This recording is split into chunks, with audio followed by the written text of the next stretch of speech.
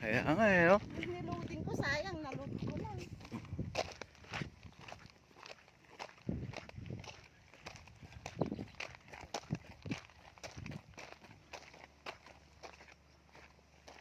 Marami pa tayong ano dito, mga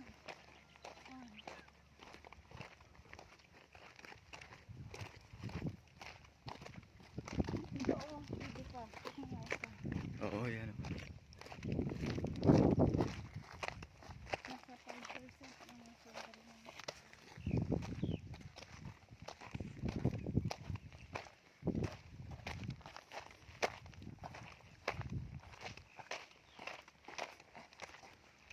Bundok na bato. Mo, dito lang po. Oo. Oo. Dito lang siya mag-ikot-ikot. Oo. Dito lang. Oh, yan. Doon yung pinahin ko ni Secretary.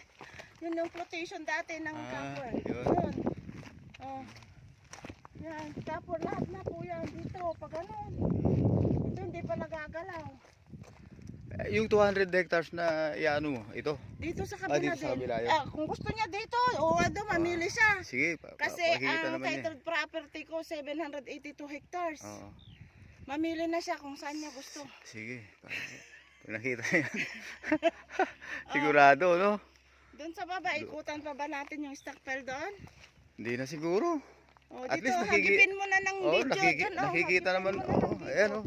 Dami, maraming pan talaga. Isosorting lang. Susunod. Ayan, oh. Doon. Pero hanggang doon, sa kabila pa. Estimated Ilan yun? 140,000 metric tons. Yan, yun ang estimate niya. Oo.